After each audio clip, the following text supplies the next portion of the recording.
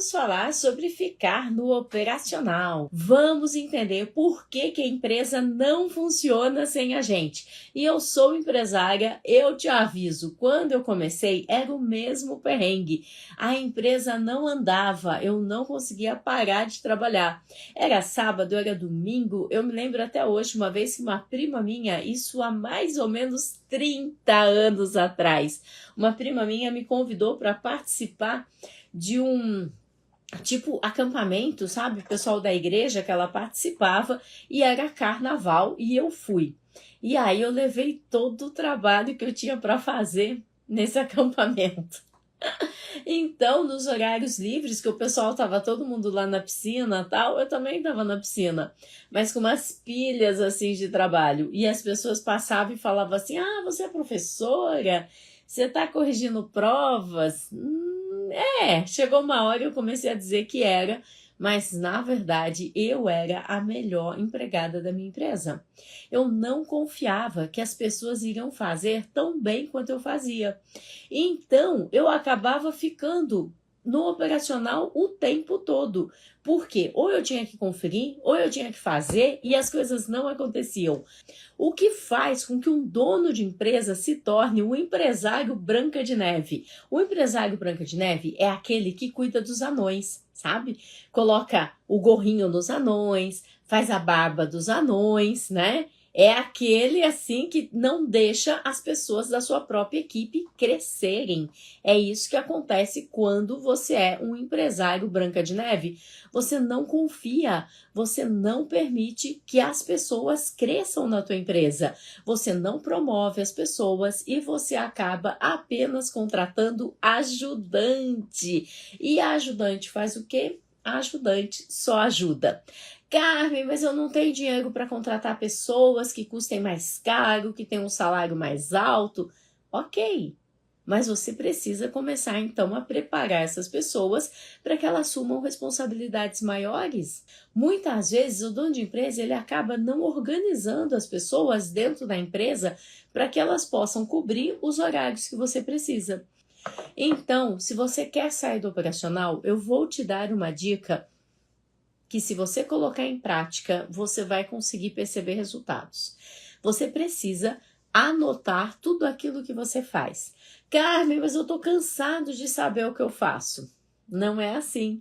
Você vai anotar tudo o que você faz, seja numa planilha, seja num caderno, seja onde for. Não importa a quantidade de empregados que você tenha, faça isso. Mantenha essa planilha aberta e aí durante o dia você lembrou de mais uma coisa, vai lá e anota.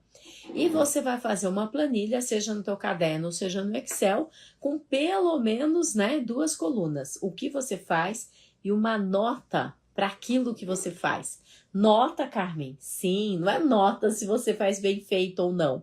Uma nota de 0 a 4, de acordo com a complexidade do que você faz. É bem simples, anotou, colocou. Quantas linhas? No mínimo 150, né? Dono de empresa, sejamos razoáveis. Se você está tão no operacional, no mínimo 150 linhas você tem de atividades que você faz.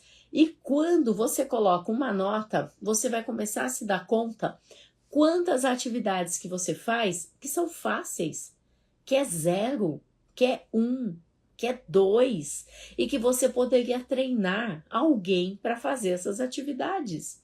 Às vezes, dono de empresa, você está fazendo atividades que uma pessoa que ganhe o piso da categoria poderia desenvolver muito bem. Mas você puxa tudo para si a responsabilidade, entende? E aí você fica mesmo no operacional. Você tem que separar quais são as atividades que neste momento você ainda quer fazer, porque são atividades estratégicas e não que você deva fazer, porque todas são operacionais. Ah, eu faço RH, é operacional. Ah, eu faço compras, é operacional. Ah, eu dirijo, é operacional. Eu estou cuidando da produção, é operacional. Todas as atividades que você precise estar lá na empresa fisicamente para executar, que dependam de você, que se você estiver fora, viajando, se você estiver fazendo meditação, aquilo vai ficar sem fazer. é operacional. Entende? Qualquer atividade que não tenha alguém que vá fazer é operacional. Dono de empresa, você gasta tempo com, eles ficam no celular, eles faltam, eles chegam atrasados, porque eles. É você, dono de empresa, quem não está dirigindo. Dono de empresa, até quando você vai ficar trazendo amigos, parentes, clientes, só contratando ajudante? Isto não vai fazer com que a tua empresa tenha o resultado que você precisa. Mas se você fizer essa planilha que eu estou te falando, com mais de 150 atividades, de tudo aquilo que você faz, você vai começar a enxergar onde que está indo o seu tempo. Eu tenho alunos que descobriram que eles ficavam 60% do tempo do dia deles conferindo o trabalho de outras pessoas. E é por isso que a empresa deles não crescia. Você precisa entender onde é que está o teu tempo. E muitas vezes o dono de empresa, ele não sai do operacional, se prepara. É porque ele tem muito orgulho.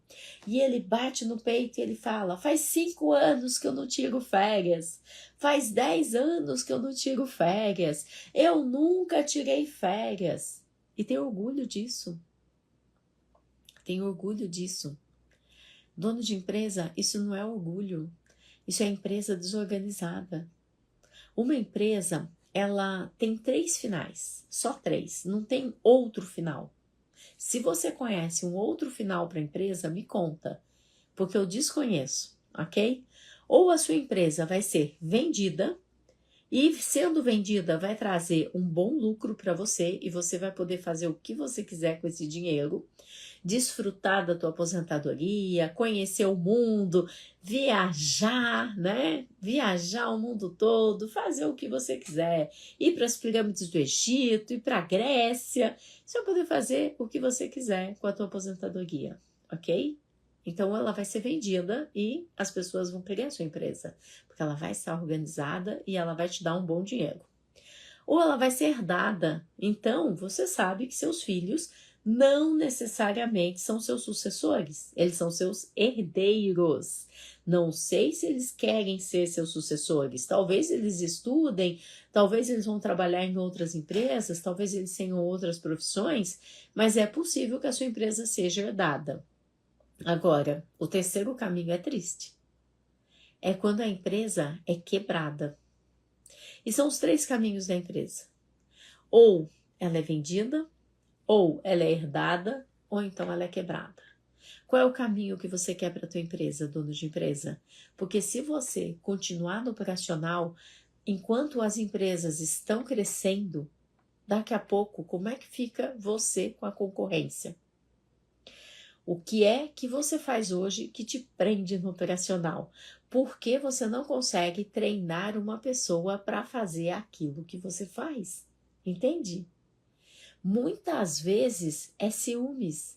Outras vezes é simplesmente porque a gente abre uma empresa e a gente acha que simplesmente abriu e eu sei fazer pizza, eu fico fazendo pizza. Eu sei fazer pão, eu fico fazendo pão, né? Então, eu fico trabalhando como se eu fosse um empregado da minha empresa. Isso tende a não dar certo.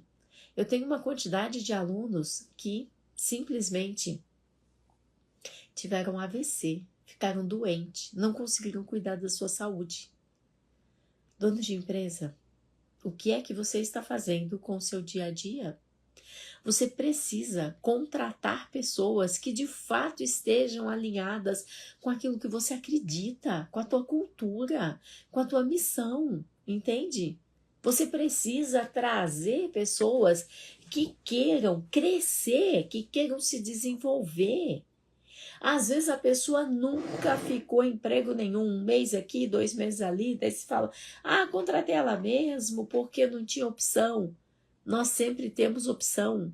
Se você está com a tua empresa fechada, pelo menos você sabe quanto você vai ter de prejuízo. Mas contratar uma pessoa errada, o valor do prejuízo é incalculável. Ela começa a te trazer um monte de atestado porque ela é a pessoa errada. Ela faz parte dos empregados da conspiração zumbi. Ela começa a te encher de atestados. E sem mimimi, eu não estou falando de gente que fica doente. Estou falando de gente que traz atestado. E muitas vezes um monte de atestados falsos. E aí você não consegue nem calcular o prejuízo. Entende? Melhor do que você contratar pessoas que vão te dar prejuízo depois, fecha a porta, fica lá no operacional, fica sem almoçar, leva a marmita, vira à noite, não importa. Faz o que for necessário até que você encontre a pessoa certa. Mas não para de procurar a pessoa certa. Carmen, o que é a pessoa certa? Você vai saber quando você encontrar. Ela é estável. Ela não entra na empresa e já desiste e sai correndo para ir chorar na casa da mãe. Mãe, o dono da empresa mandou eu fazer isso. Mãe, o dono da empresa mandou eu pegar o ônibus estava lotado. Eu não vou pegar o ônibus lotado. Não, né, gente? Não, né? Você precisa contratar pessoas que queiram crescer, que tenham responsabilidade, que tenham sonhos. Porque uma empresa é um lugar onde a gente realiza sonhos. O dono está realizando o seu sonho de ser dono de empresa. Está comprando seu patrimônio, está compartilhando aquilo que ele faz com a comunidade. Está realizando seu sonho. Os empregados também estão realizando seu sonho. Ou vai dizer que vocês nunca foram empregados? Eu já fui. Graças a Deus que eu tinha emprego, que eu podia pagar minha faculdade. Eu aprendi muito nos empregos por onde eu passei. Se eu não tivesse sido empregada, eu não poderia estar aqui falando com vocês. Eu me lembro de uma psicóloga que ela sentava comigo e falava: Carmen, quando você vai entrevistar alguém, observe, né, o horário que essa pessoa chega, observe como essa pessoa vem vestida para a entrevista, observe de que forma que ela responde. Então, eu aprendi, alguém me ensinou, porque eu fui empregada antes de abrir minha primeira empresa. Minha primeira empresa eu abri em 1992. Faz bastante tempo. Já tive tempo de fazer muita burrada. E é por isso que eu tô aqui, porque eu não quero que vocês façam burrada. Eu não quero que vocês percam a saúde, a vida, os melhores anos da vida de vocês fazendo besteira. Eu já fiz muita. Eu não sabia nem aplicar advertência, gente. A primeira advertência que eu fui aplicar tinha 3 páginas. Aquela menina me irritou tanto, de um tanto. Tinha uma raiva daquela menina que eu tinha problema de fígado, de tanta raiva que eu tinha daquela menina, gente. E quando eu fui aplicar a advertência, eu fui escrevendo tudo que ela tinha feito desde o primeiro dia que ela entrou na empresa. 3 páginas. Aí eu mandei isso por e-mail, né? Bati foto, naquela época era e-mail, mandei para a coordenadora lá da empresa e falei: eu quero que você digite tudo isso e quando ela chegar amanhã às 8 horas, aplica nela. Sem noção nenhuma. Dono de empresa, eu sei o que é ser empresário, querer fazer a coisa certa e não ter pessoas que colaborem. Eu sei o que é isso. E na minha metodologia, quem cria as regras é a própria equipe. Primeiro você implementa a cultura da empresa e depois eles escrevem as regras. É por isso que quando tem um processo na justiça, os juízes, eles elogiam as empresas porque fazem de uma forma que o empregado tem ciência da regra. Essa ideia de entregar um regimento interno, colocar um X e falar assim: assine aqui. Assine aqui como?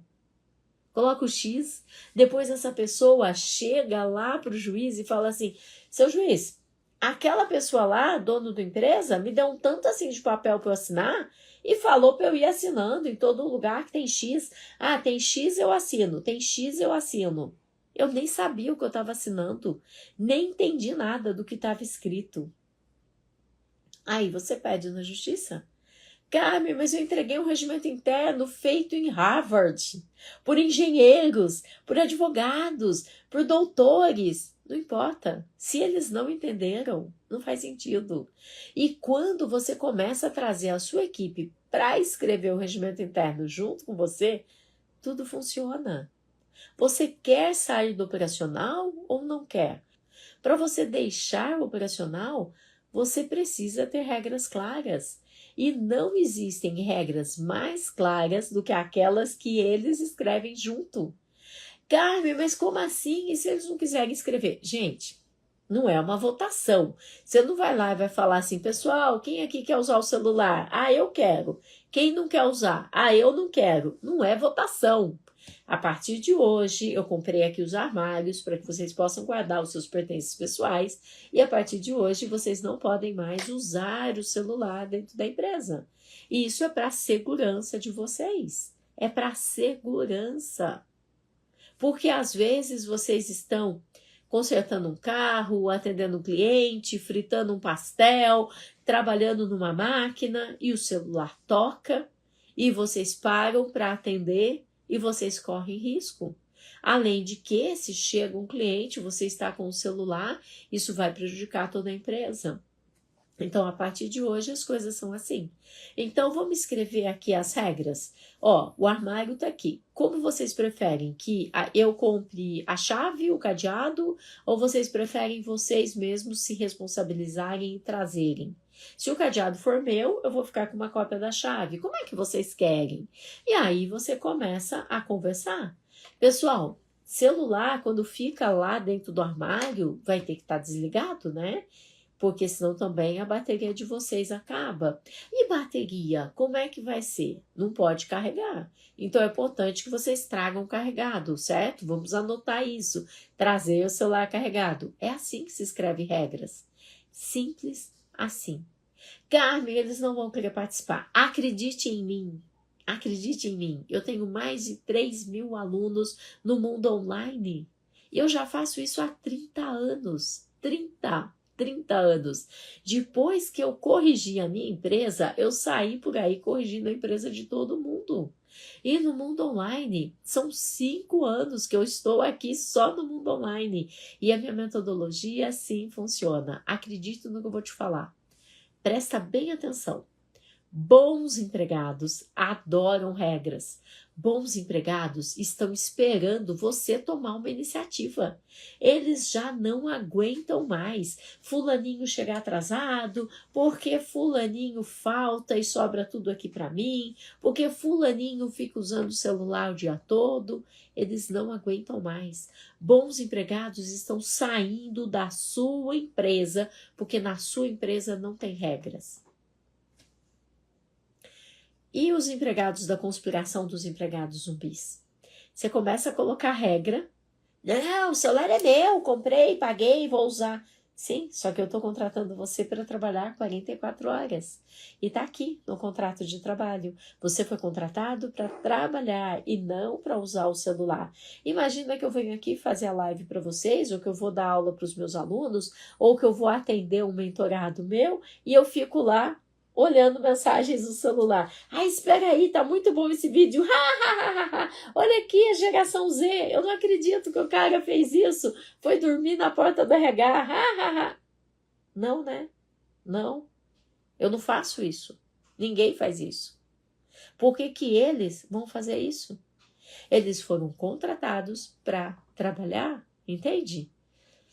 E assim você coloca todas as regras. Mas a conspiração dos empregados zumbis, um dia você vai fazer uma live comigo e você vai falar, Carmen, você tinha razão. Eu já tenho essa frase, ó, várias vezes. Carmen, você tinha razão, foi só colocar as regras e eles pediram a conta rapidinho. Eu vejo os grupos de WhatsApp dos alunos, né? Eles falam assim, ai, que maravilha! Pediu a conta aqui na minha empresa. Eles comemoram, porque às vezes tem empregados que trabalham na empresa 10, 15 anos e é caro para mandar embora. E a pessoa não está fazendo nada, só está rasgando o sofá. Sabe aqueles gatos gordos, velhos, que ficam lá rasgando o sofá? Aí você vai tirar o gato do sofá, ele faz assim... Tsh! Ele te ameaça. Ele te ameaça ainda por cima. Então... Quando esses gatos gordos velhos no sofá começam a perceber que as regras são sérias e que você está implementando uma de cada vez, como a Carmen ensina, primeiro uma política, espera as coisas se assentarem, faz a política seguinte, espera as coisas se assentarem, e que você está documentando com as advertências, quando eles começam a perceber, eles pedem a conta. E é muito rápido. É muito rápido. Às vezes alguém que você quer mandar embora e você não tem dinheiro para pagar nem a rescisão, porque são muitos e muitos anos, sai da tua empresa rapidamente. Carmen, mas se ele entrar na justiça? Ele pode entrar na justiça até estando na tua empresa. Não pode ser esse o seu medo e a sua motivação.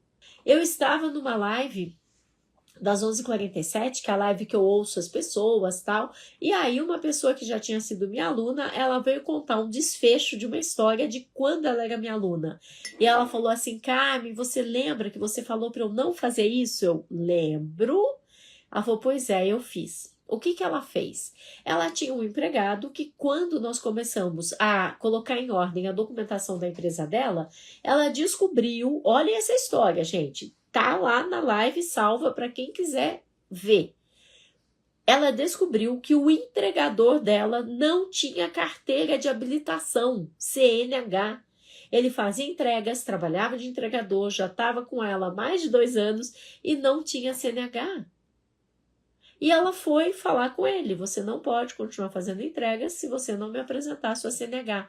Ai, sabe o que é? É que eu não tive tempo, não sobrou dinheiro, tô sem grana, então meu filho ficou doente, e aí eu não pude. Tá, mas você não pode continuar fazendo entrega, eu vou precisar dispensar você.